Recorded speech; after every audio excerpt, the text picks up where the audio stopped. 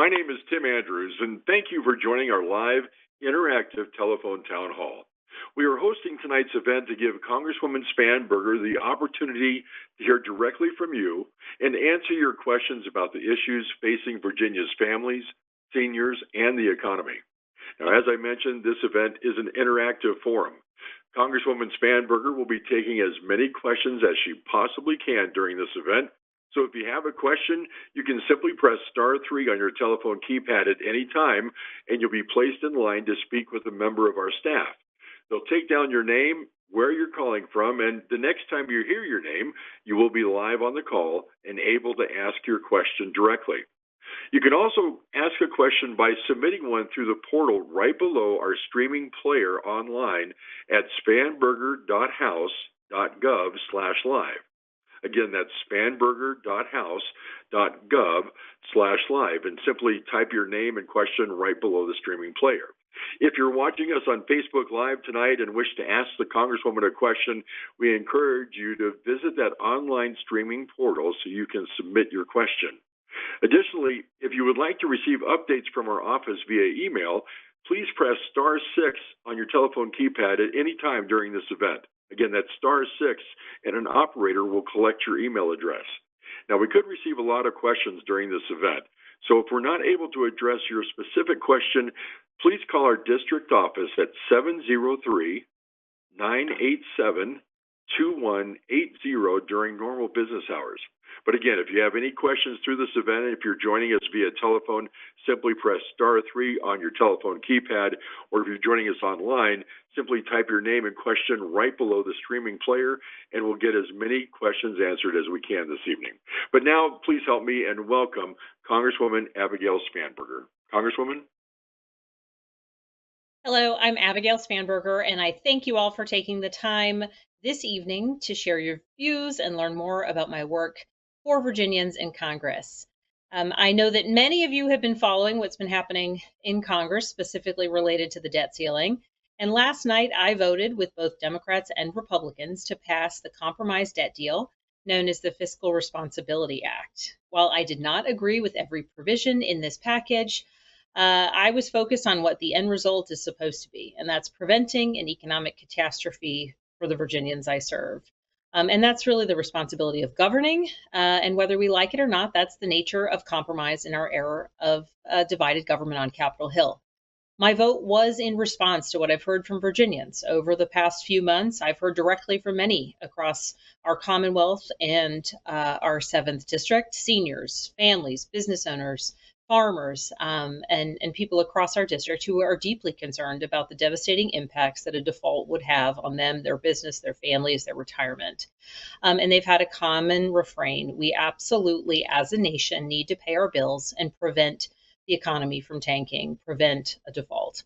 So amid all of the frenetic negotiations on Capitol Hill in recent weeks, I have been very clear. My fundamental responsibility as a lawmaker is to protect our economic and national security and the security of those I represent.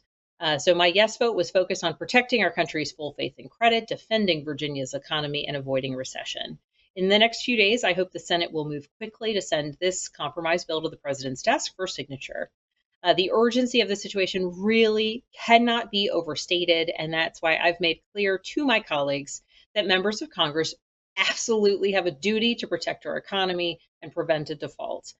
That's why I also introduced a bipartisan bill, the No Pay for Congress During a Default or Shutdown Act. It's very appropriately named because this bill would block members of Congress from getting paid during any potential defaults sometime off into the future or any potential government shutdown.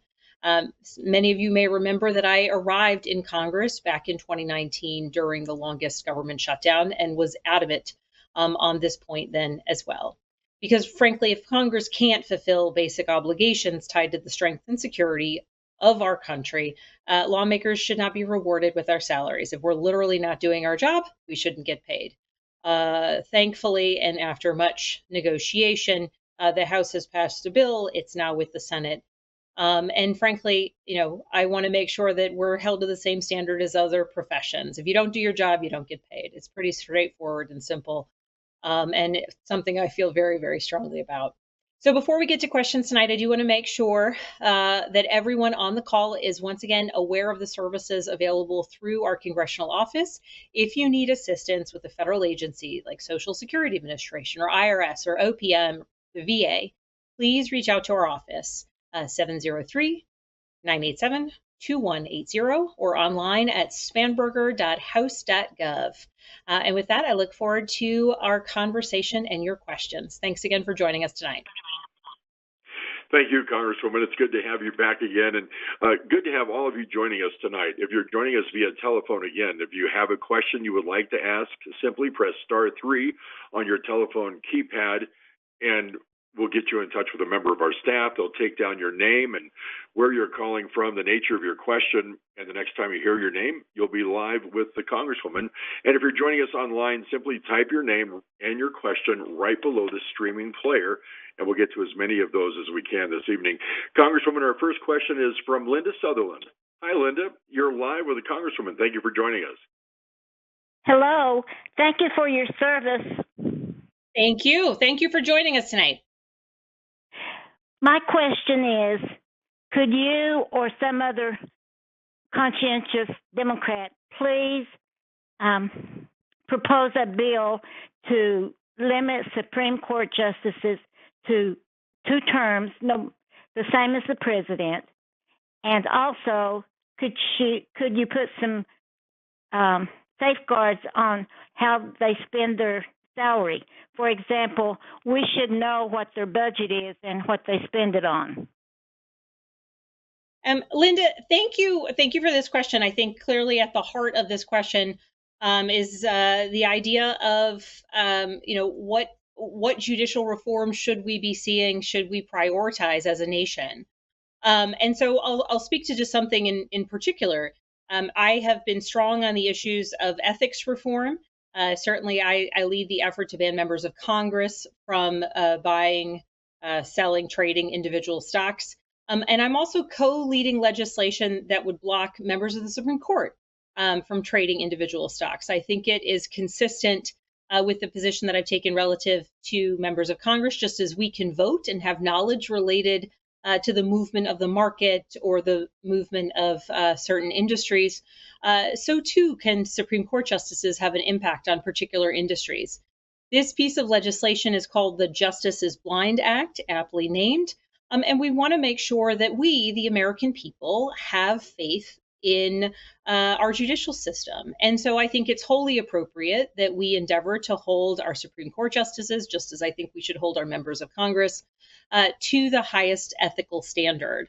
And there's many additional conversations related to potential ethics reforms, both, of course, within the House of Representatives and the Senate, and the legislative branch, but also applied to the judicial branch. As it relates to term limits, as you mentioned, Linda, this is a challenging question because indeed it's in the Constitution, the parameters of 2-year terms in the House of Representatives, 6-year terms for the Senate, and then those appointments for the Supreme Court. So I think in the larger scale, what underlies your question is a desire. I think that most Americans would share to make sure that we, on any given day, know that every member of our Supreme Court, every member of Congress, every member of the Senate is doing their duty to the best of their ability and making decisions, whether it's to legislate or whether it's judicial overview, honestly, earnestly, and with the letter of the law for the Supreme Court justices, and certainly with the interests of our constituents in mind for those of us who are legislators. And so that's why I, in this larger question, have been focused on ethics reforms. And I'm happy to send out in our newsletter a little bit more information about that particular piece of legislation that I think gets at some of the question that you're raising. And this really should be a nonpartisan priority. Democrats, Republicans, independents, and everyone across the board, I think, recognize the value and importance of ensuring that the American public has many reasons to trust our judicial system and our legislative branch as well. Congresswoman, our next question comes from a caller joining us via telephone from Prince William. We have Craig on the phone. Hi, Craig. Appreciate you holding and calling in this evening. What's your question for the Congresswoman? Yeah, thank you. And Congresswoman, same as the last caller, I really appreciate your service. So for me personally, 55 years old, joined the Navy at 17, retired at 37. 17 years of that was in Yokosuka, Japan, forward deployed. And so I understand from your biography, your CIA background and the service that you did, and I really appreciate it. And then last 15 years has been programmer in the Pentagon, doing budgets and understanding hard decisions. So really appreciate what you have to deal with there in the House. You're one of 400 plus, I get it. And I really appreciate your decision with, the debt ceiling vote that you had to make.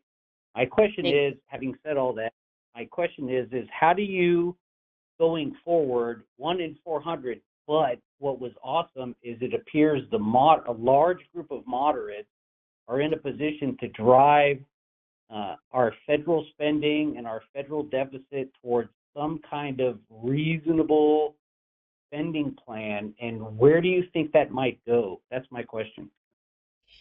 Well, Craig, thank you for that question. Thank you for your service, both when you were active duty in the Navy and then continuing your service at the Pentagon. I'm very proud across Virginia 7th District. We have an incredible number of active duty service members and veterans and folks who serve across the intelligence community and diplomatic community and other areas of federal and public service.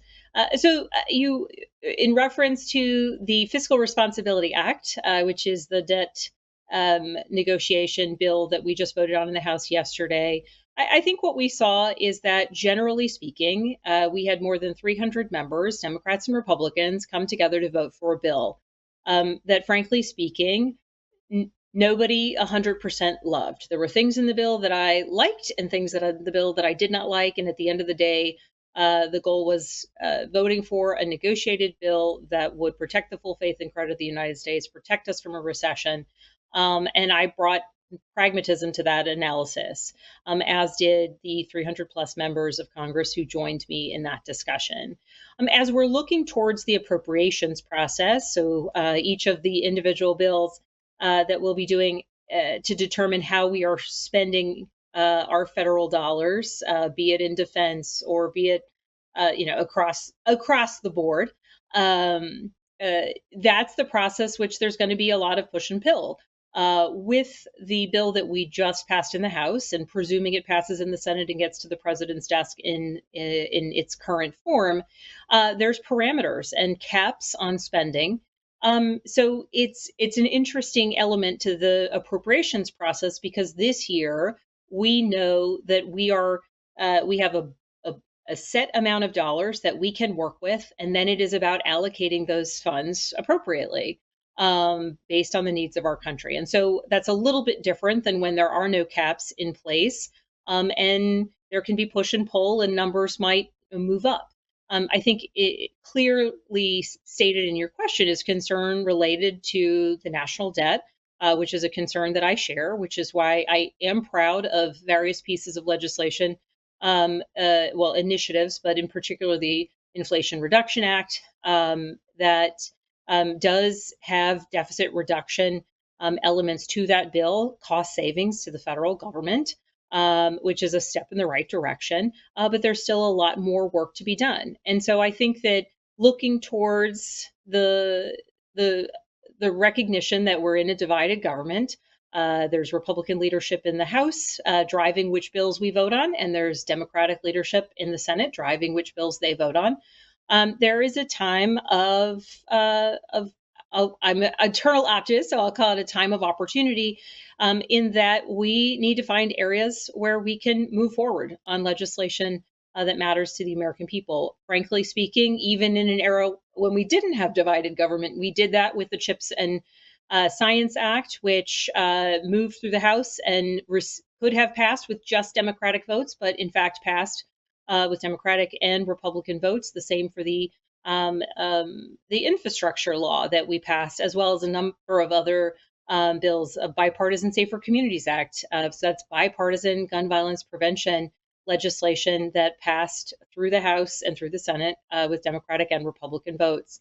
And really, I think that the opportunity that continues to exist is that people who are focused on addressing problems, negotiating solutions, have the ability to move legislation forward. It may not be at the pace that might be my preference or other people's preferences from time to time, but that is a step in the right direction. And it's just on the kind of notion of building coalitions or kind of finding some common ground.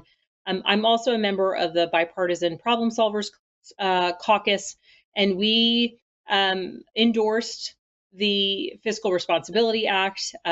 We joined together in mass to bring a large group of votes from Democrats, from Republicans to support this piece of legislation, and ultimately to avert economic catastrophe. So I think I've gotten at the threads of your question, Craig, and I hope that that's a helpful answer as you sort of look at what it is that I'm working on and how it is I view the work I do on Capitol Hill. And if you're joining us via telephone, just like Craig, for this interactive telephone town hall, and you have a question you would like to get answered, simply press *3 on your telephone keypad, and you'll be put in touch with a member of our staff. They'll get your name, where you're calling from, the nature of your question, and the next time you hear your name, you'll be live with the Congresswoman and able to ask your question directly.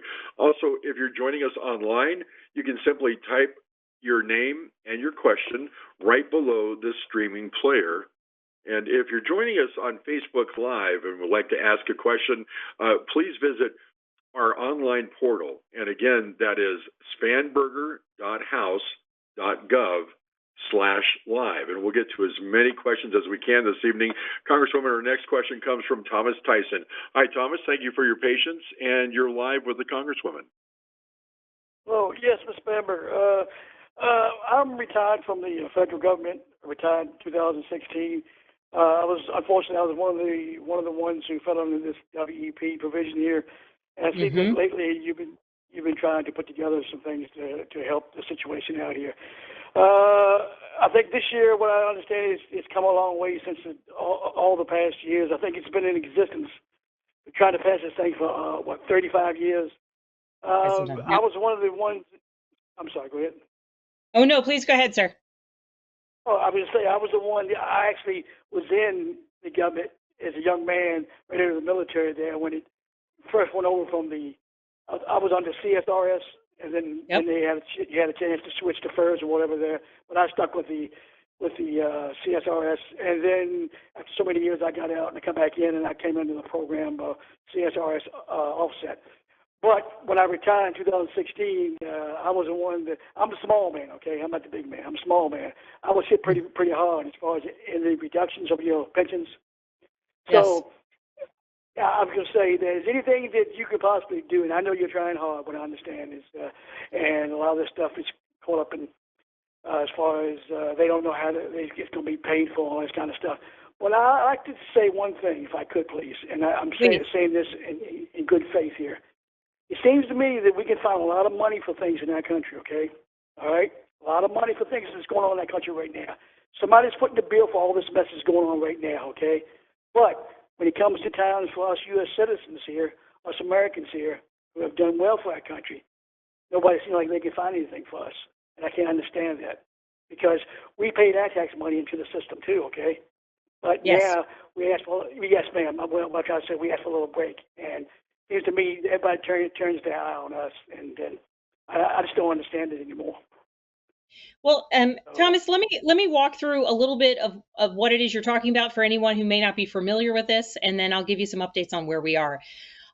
So Thomas is talking about the windfall elimination provision. The windfall elimination provision called the WEP, as well as the government pension offset, known as the GPO, are two provisions under Social Security that unfairly disadvantage retired federal employees like Thomas and retired public servants, and specifically across our district, it's firefighters, police officers, teachers, predominantly, who are impacted by this.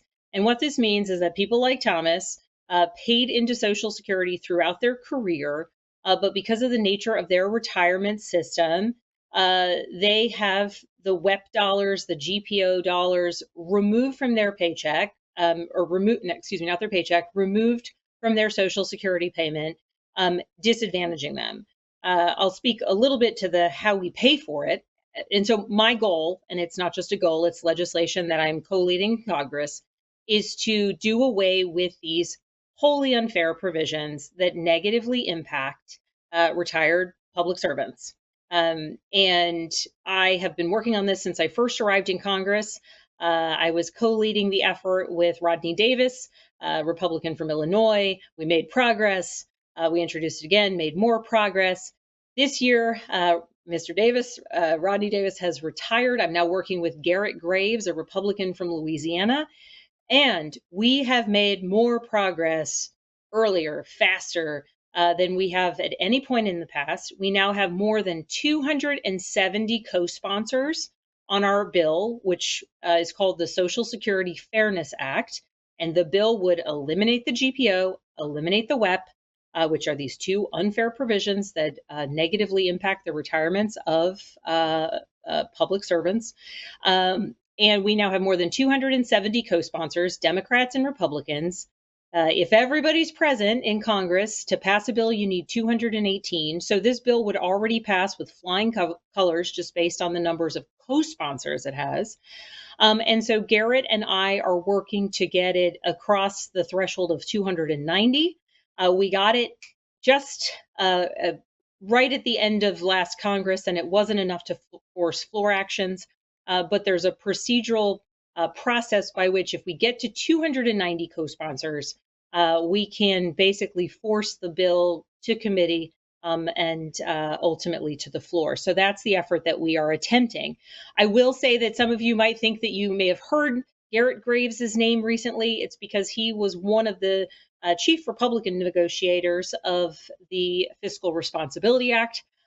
He is fully engaged with Speaker McCarthy and one of his right-hand men, which ideally I am hopeful and working closely with Garrett to try and ensure that the Speaker will bring this bill to the floor for a vote. As for how we pay for it, because Thomas is right, folks say, well, I don't know how expensive it is. This is not an issue of paying for something new. This is literally an issue of allowing people to get the Social Security that they paid into the system. So it wouldn't come from any separate funding stream. It would come from within the Social Security system because retirees like Thomas paid into the system, and they are not receiving the benefits that they earned because of these two just unfair provisions that were put in place. So Thomas, we are making strong efforts forward. I would say call your congressperson, but you got me. I'm here. I support it. But we're working to move it forward, working to get a vote in the House. We've made more progress on this than we ever have. And a lot of that is thanks to the advocacy of individuals like you. And, hats off if we've got any Capitol Police officers on the line. Their retirees are impacted by this, and they have done tremendous advocacy when they are in their off-duty hours, making sure that the members of Congress they protect every day understand how they are so negatively impacted by this. So again, thanks for raising the question. We'll push some information about this in our next newsletter. So if anybody wants any additional information, we'll be sure to put that out there so you have it. And by the way, if you'd like to get on that mailing list for that newsletter from the Congresswoman's office, simply press *6 on your telephone keypad. You can do that right now, and an operator will get your email information, and we'll make sure that you get that e-newsletter each and every time it comes out. Also, if you have a question you'd like to ask live, and if you're joining us via telephone, simply press *3 on your telephone keypad. Or if you're joining us online, just type your name and question right below the streaming player. We'll get to as many as we can before the end of tonight's event. Up next, Congresswoman, our next caller is from Woodbridge in Prince William County, Carolyn Rogers. Hi, Carolyn. Thank you for joining us tonight. Hi. Hi, Hello, thank you. Carolyn. Hi, Congresswoman. Hi. My question is, yesterday after the vote and everything, the speaker came out and said that his first bill that he would sponsor would be like to cut Social Security and Medicare. I was just wondering why the Democrats don't do more to push back against this kind of rhetoric, because it leaves people thinking that their Social Security and Medicare is going to be cut, because people pay into these programs all their lives. So that was That's right. my question. So, Carolyn, I will say this. My colleagues and I, on my side of the aisle, push back against actual plans to cut Medicare and Social Security.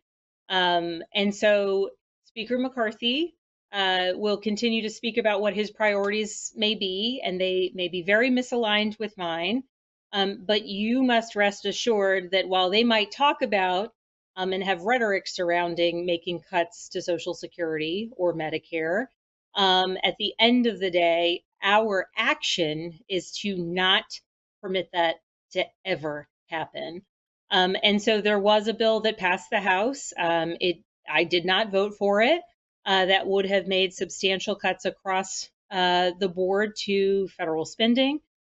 Arbitrary, not targeted, not thoughtful, not in any way strategic. I voted against that legislation, which is what led us to the bill that was just negotiated, where throughout the process of those negotiations, the president and representatives from our side of the aisle said, under no circumstances are we going to touch the programs that are promises, the programs that are earned benefits, the programs that people work their lives paying into a system expecting that it'll be there in their retirement. And those programs, of course, being Medicare and Social Security. So I recognize that at times it can cause great worry when there's discussion about these programs and whether they might be cut into the future. But certainly, as your representative, I believe that they are a promise that we have made to the American people. And every day of your working life, as you have paid into them, you've done so because that promise is that they'll be there in your retirement. And that's why I'm working to protect them for you, Carolyn, but also make sure that those programs, specifically Social Security, are fair for public servant retirees like Thomas, our last caller. Our next caller for this interactive telephone town hall this evening comes from Bowling Green. Congresswoman, we have Deborah Parker on the line. Hi, Deborah. Thank you for joining us. Hello, Congressman. Congresswoman Spanberger. My problem or my issue is broadband in the rural area. Yes. During the time of COVID, my grandson, I had to take him miles away to do his work. He cannot do homework at home because we don't have enough strength in the internet, satellite internet that we have. I know there's a broadband that comes 5 miles down the road, and I called them. They said that we were the only ones asking for it at that time, and it was too expensive for them to come down there. I thought, was money set aside during COVID for this type of problem in the rural areas with no internet access or very little internet access? Yes. So broadband. Yes. And no, sure. The answer is during COVID and since we have put aside money for this purpose. So let me walk you a little bit through this issue. And Bowling Green, I am new to being your representative as of this year after redistricting. But certainly since I was first elected to Congress back in 2018, I have represented other communities that have faced major issues with lack of broadband connectivity. So this has been a priority of mine since I first entered Congress. I've worked across the spectrum, USDA programs, the Reconnect program, getting additional funding for existing federal programs. That was all before COVID. Once COVID hit, the federal dollars that we allocated, some of the things that those funds could be used for was indeed broadband connectivity. And this is a choice, a very smart choice that the Commonwealth of Virginia made Under the last governor, the program, the VADI program, which is a state program for broadband connectivity, Governor Northam, his administration, allocated tens of millions of dollars of federal dollars in COVID relief money to the VADI program, accelerating the trajectory of bringing broadband connectivity to every locality in Virginia. So those efforts, Virginia's specific efforts, continue. That's COVID dollars. Since then, in the infrastructure law that we passed, oh my goodness, almost almost 2 years ago, that legislation also provides tremendous investments in broadband infrastructure for communities like yours that are not connected, to help bridge that gap. Because really what we know is that just like electricity 100 years ago, the commercial interests are not always there in bringing broadband to rural communities where houses are much further apart. And just like roads and just like electricity, if we are going to continue to grow our economy, the utility of broadband is necessary. So through this legislation, we prioritized connectivity. And so additional federal dollars flowing to states, flowing to programs. And the good news is we are making tremendous progress in Virginia. The challenge is it has not yet reached you, Carolyn. And additionally, I would note that while I focused the beginning of my conversation or answers related to connectivity where there is or isn't access, in the infrastructure law, we also focused on accessibility and affordability. And so that would be requiring that providers who enter a particular area, that they also have affordable internet available to those who qualify for those reduced rates. And so it's a requirement that those rates be provided to potential customers who are eligible. And so we'll follow up with you separately, Carolyn. I'll make I'm sorry, Ms. Green. Sorry, Carolyn was the last question. Ms. Green, I'll follow up and make sure that my team has your contact information, because frankly speaking, across the 7th right now, we have lots of broadband build outs happening. And we have maps of where those are occurring and where those projects are. And so ideally, we'll be able to help you get some answers on knowing at least at what point into the future you might be seeing that connectivity for you, for your grandson's benefit. But Ms. Green, we'll make sure that we follow up with you specific to your area. And if you're joining us for this telephone town hall and if you've just joined us or if you've been with us the whole time, but a question has come to mind that you'd like to have answered, by all means, you still have plenty of time to press *3 on your telephone keypad, and that will get you connected with a member of our staff, and you'll be able to ask your question live with the Congresswoman. Also, if you're joining us online, just like Daniel Cortez has, you can just type your name and question right below the streaming player. And Congresswoman, let's go to Daniel's question next, who's joining us online. His question: what are you doing to help the troubling fentanyl situation? Daniel, thank you for this question. Thanks for being with us online. So the work that I have done in the space of combating the fentanyl crisis, the substance use disorder crisis that's impacting our communities is kind of multifold. So I'll address fentanyl specifically and the reality of overdoses in our community. It's a reality that touches families across the board, impacts first responders. It is a challenge and needs to be addressed. And so I just introduced bipartisan legislation called the POWER Act. This legislation is responsive to the needs locally that I'm hearing from law enforcement agencies, and that some of my colleagues are as well, which is there is not the capability on the ground right now of when an officer arrives on the scene, it appears that there's an overdose or that there are drugs taken into custody. There's not currently the ability to quickly determine if there's fentanyl in those drugs, or if the drugs are laced with fentanyl.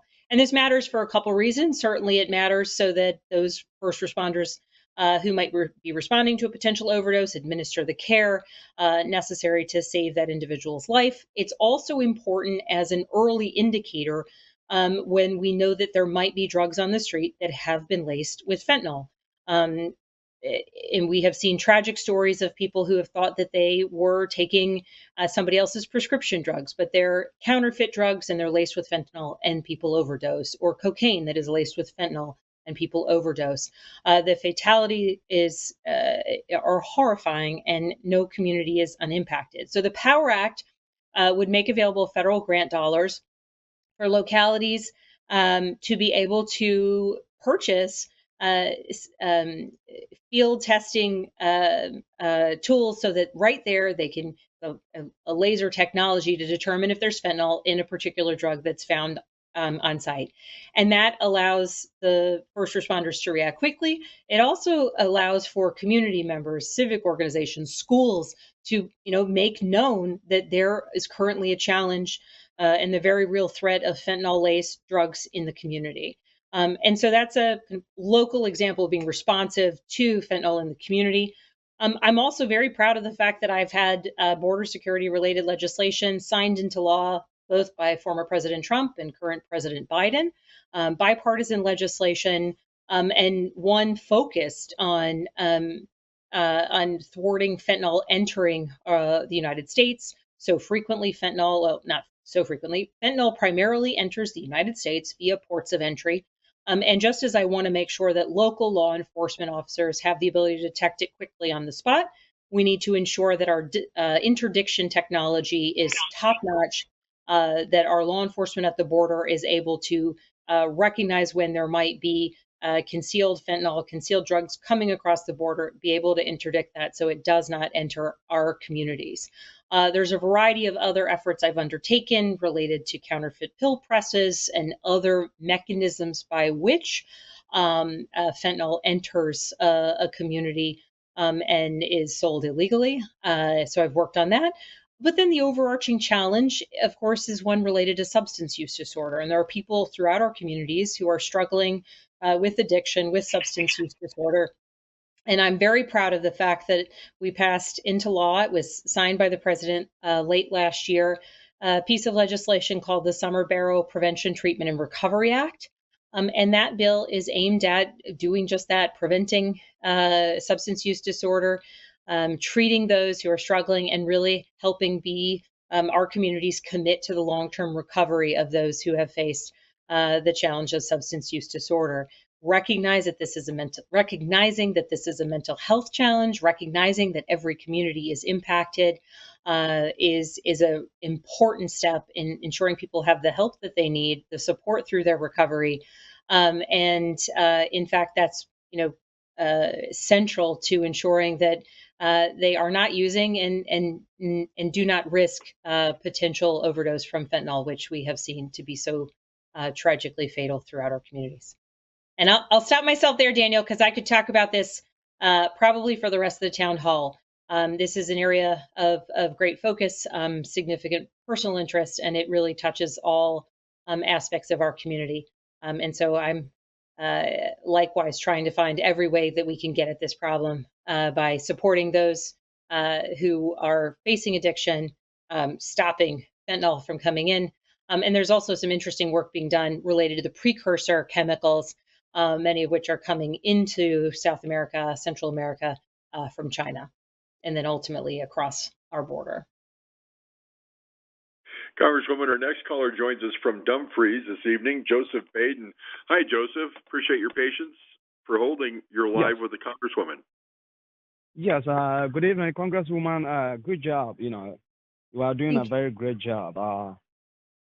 I have one question here that it bothers me a lot, and Okay. and I have children.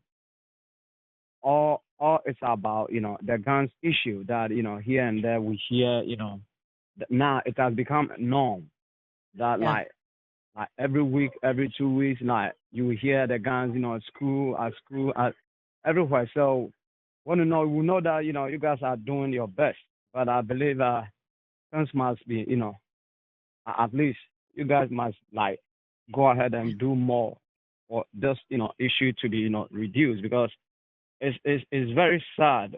So what are you doing? Though we know that you are doing your best, but at least it should be multiplied. That at least we should restrict people that they shouldn't have guns, so that all these school shootings and all that is going on will just totally like will be at least like down, down, down, down. Yep. That's what we are looking for. So we know that you guys are doing your best. You are doing your best.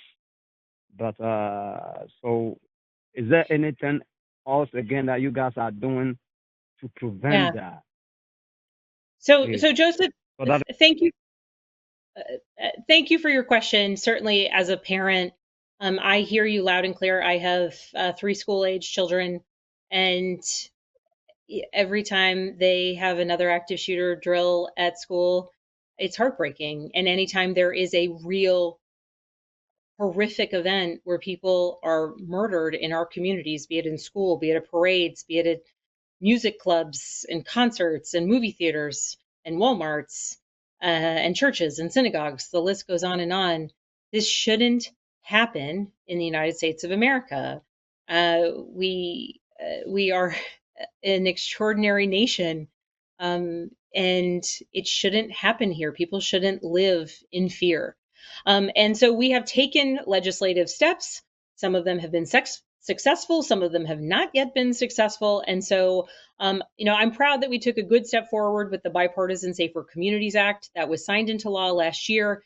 It's a step in the right direction. It addresses, some individuals who have violent histories, ensuring that they can't have access to guns, provisions for mental health resources, recognizing that at times there are indicators of those who might do violence, and those who might need support. But there's a lot more that can be done. And I'll speak to what legislative actions I want to vote on again. And I'm going to keep working. In fact, right now, I'm working on trying to force some votes on the House floor. Bipartisan background checks. This is a bill. It is called the Bipartisan Background Checks Act because it is led by a Republican and co-sponsored by a Democrat. It is straightforward, which is in our country, we recognize that some people with a history of violence should not have access to firearms, and they are legally prohibited from purchasing them. The problem is that the background check occurs at a federally licensed point of sale, like a Walmart, like a Cabela's. And state by state, there are certain places, there are loopholes where you can buy online or you can buy at a gun show. And if the person at the gun show is not a federally licensed gun seller, you don't have to do a background check. And so we have the law in place recognizing that some people are legally prohibited, not allowed to buy guns, but yet they have workarounds. And so this bill, it's a bipartisan bill that would just close those loopholes and eliminate those workarounds. This legislation passed in the House, and we couldn't get through the Senate. I'm working on trying to force a vote on the floor again, and trying to move it ultimately to the president's desk. We know that per law, if you want to own a handgun, that you got to be 21 years of age. You want to own a rifle, it's 18, right? Historically, it makes sense. Hunting rifle, you can go out at 18, own your own rifle. That comes from our sportsman heritage in the United States. The reality is, when those laws were put in place, we're not talking about assault style rifles. And so the fact that you have to be 21 to buy a handgun, but at the age of 18 can buy a firearm that can inflict tremendous damage, tremendous harm, and mass casualty is an incredible kind of disparity that needs to be addressed. In the House, we took up this legislation to raise the age to 21, so there's parity between assault-style rifles like the AR-15 and a 9mm. It passed with bipartisan support. We're working on forcing another vote on the floor on that. closing loopholes. We mentioned the background check process, certainly respecting someone's constitutional rights. Right now, if the background check takes too long, more than 72 hours, the default is you get the firearm. But we know that there have been, over the years, millions of Americans who have failed that background check, but a couple days too late. So they were able to buy that firearm. In Charleston, when the churchgoers were shot in the middle of Bible study, it's because a man who was a prohibited buyer was able to get a gun because of this loophole. It's called the Charleston loophole because of those murders. We voted with bipartisan support to close that loophole in the House, and I'm working to push another vote on the House floor, trying to push that one through. Magazine capacity. And Joseph, I'm going through these because I want to make sure that people don't feel helpless, like there's nothing that we can do. The reality is there are legislative actions that we can take that have support kind of across a broader spectrum and that would actually, from data, numerically save lives and mitigate some risks. Magazine capacity. We know that when larger capacity magazines, more than 10 rounds, are utilized, that there are higher levels of casualties. The data show that when there are, across mass shootings that we have seen in the United States, when the murderer or the offender utilized a larger capacity magazine, they are able to kill more people. The need to drop your magazine, reload, if you are in the process of committing a heinous crime, allows people the opportunity to intercede. In the case of the Parkland shooting, there were a group of students who were able to escape because in that case, at the point in time when that murderer ran out of ammunition in one magazine, people were able to run away. Also, there have been cases where when a heinous murderer is in the process of reloading a magazine, Good Samaritans are able to step in. And so, yes, I am speaking of the most horrific of circumstances, but data show that limiting magazine capacity does save lives.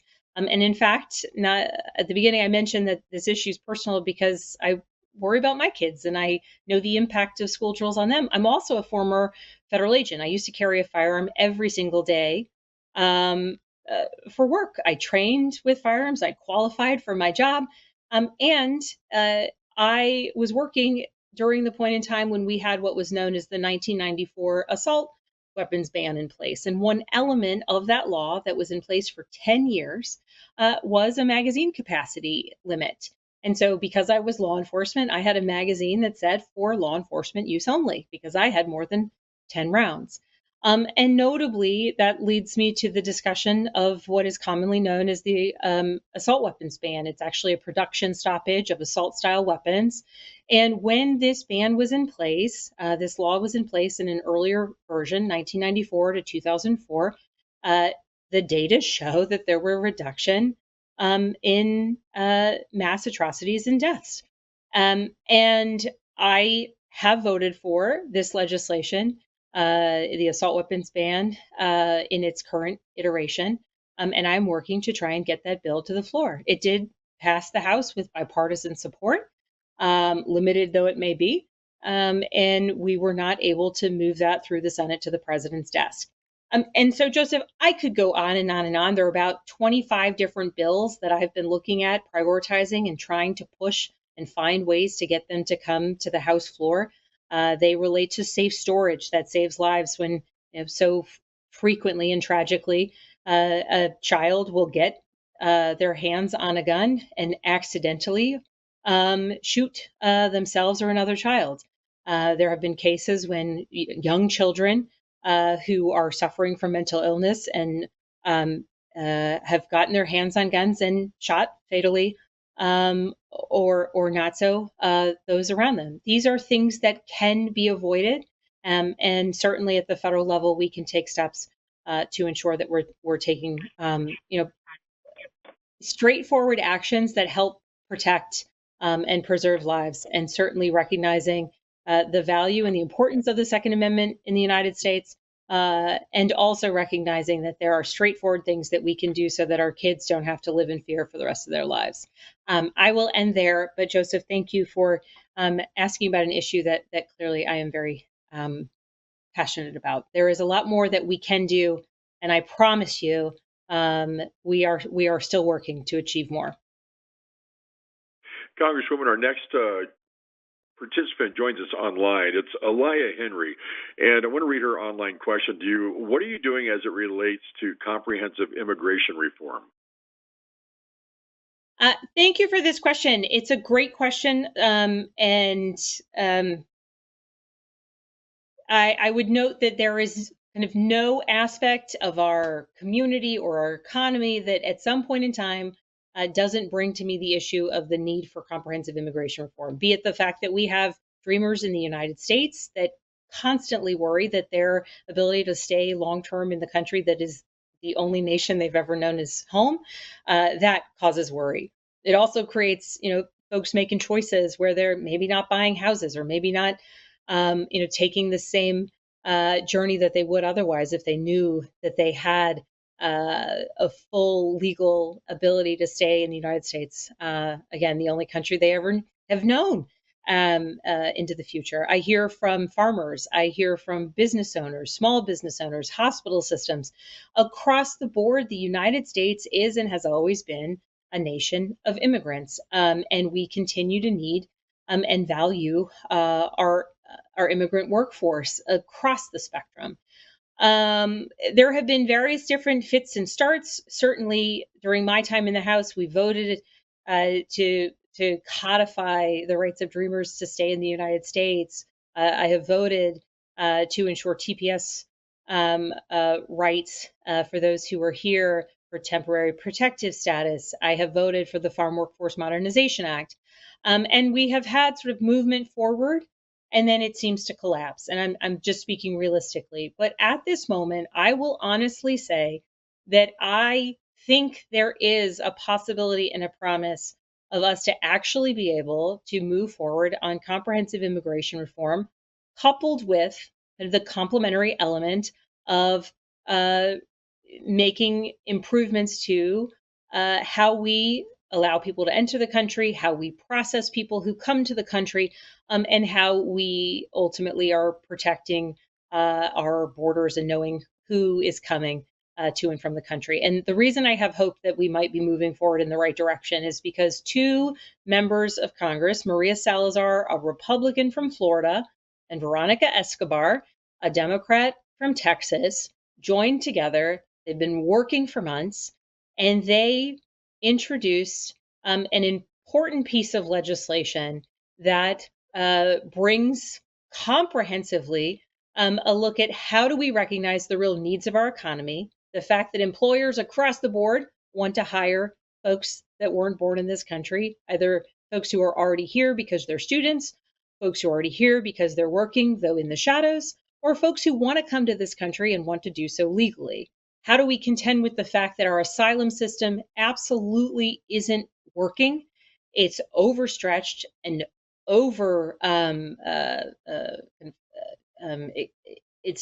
it is not able to keep up with the pace of individuals applying for asylum. And we have a very real need to modernize the way that we welcome folks to the country or determine who is eligible to enter. And so I am hopeful because these two congresswomen have started an extraordinary conversation on Capitol Hill, where they have come together and said this is a piece of legislation they put forth. And it, like any very clear, hard negotiated bill, they are both very clear that they don't love every aspect of it, but they think that on the whole, it addresses the very real need for comprehensive immigration reform in our country, which is reform that we have not successfully had since the Reagan administration. It doesn't need to be partisan. It is frankly a need of our country for us to actually kind of put aside our differences, focus on getting a good bill through. And so while right now I have a lot of hope, I do think that the fact that this bill has been introduced. It is a large, comprehensive piece of legislation that is starting an extraordinary, and I'll say I'm in my 5th year in Congress, it is the first time that I have seen real movement where folks are taking a strong look at how we achieve the reforms that, frankly, everyone knows that we need. Congresswoman, our next caller comes from Woodbridge. We have Shauna Gann on the line. Hi, Shauna. Thank you for joining us for this town hall this evening. Hi, thank you, and thank you, Congresswoman. My question is because I am a diversity, equity, and inclusion strategist, but more importantly, I'm the parent of 2 queer children, one of whom is a drag performer. And I've been very concerned, as I've seen in other states and even recently here in D.C. when there was a demonstration where there are extremists protesting things like drag performances and so on. I'd like to know what's being done to protect us here and the rights of my children and other members of the LGBTQIA community. Thank you. Thank you for your question, and thank you for your advocacy for your own children, and frankly for everyone else's children. In the past, we have put forth the Equality Act. I continue to be a co-sponsor of that legislation that would ensure the basic civil rights of every American, and in this particular case, our LGBTQ neighbors, and ensuring that they cannot be discriminated against based on who they are, who they marry, or their identity, who they are. That bill did pass the House of Representatives. I will vote on it as many times as it takes for it to become law. And in the interim, I will say that we did pass legislation to ensure that same-sex marriages, that marriage equality is respected at the federal level, and that was an important step forward. And that was signed into law by the president. Unfortunately, as you noted, right now, in fact, instead of federal legislation that protects people, we have seen federal legislation that would harm members of the LGBTQ community. And so, as your representative, the stance that I have been able to take in the face of some of these legislative efforts at the federal level has been to vote them down, and to vocally make clear that in our communities, as a representative of people of all backgrounds and particularly children who are vibrant young people, proud of themselves and proud of who they are, that as their representative, I will always vote for their rights, and I will always vote against any legislative efforts that would other them or hurt them, or signal to them that they are anything other than wonderful parts and people within our community. And so I will continue to advocate for legislation that protects people and honors people, and recognizes the strengths of our community, and folks like your kids who bring artistry and beauty to the world through performance. And I will also continue to vote against legislation that is meant to hurt or divide. And I will be vigilant in that. And I'm grateful to you, mother to mother, for your advocacy for your kids, and on behalf of so many others who need it as well. Congresswoman, I know time flies when you have so many great questions coming in, but it has flown, and I just wanted to see if you had any closing remarks you'd like to add this evening. Thank you so much for the discussion on so many issues, from immigration to gun violence to protecting kids and community members, to retirement benefits, Social Security, Medicare. Thank you for joining. Thank you for being with us. I hope that you'll join our newsletter. We send one at the end of every week to give you an update on what's been happening on Capitol Hill or across the district. It is my goal and my duty to keep you informed and make sure you know what it is that we're doing on your behalf. And please, just so you are aware, across our district, we've got constituent service representatives ready to help you if you've got any questions or challenges with a federal agency please do let us know. Let us work hard to try and assist you, try to get answers for you. I'm proud of the work that we have done thus far, supporting constituents. And if you have any questions about the legislation coming across my desk on Capitol Hill or legislation that I am leading, please do be in touch. And again, one last pitch, join our newsletter. We send out valuable information, and I hope you'll find it useful. Thank you for joining. Thank you for your questions. And most importantly, thank you for the honor of being your representative. I appreciate it very much. Thank you, Congresswoman. Have a great evening, and we are coming to the end of our live event. And we want to thank all of you for taking the time to join us for this important Virginia-focused telephone town hall with Congresswoman Abigail Spanberger. And we appreciate the opportunity to answer your questions. If we were unable to answer your specific question, we had so many this evening and just a certain amount of time to get to them, please call our district office at 703-987 2180 during regular business hours, or you can go to spanberger.house.gov because we do want to get your questions answered. Thank you again. Stay safe and have a wonderful rest of your week.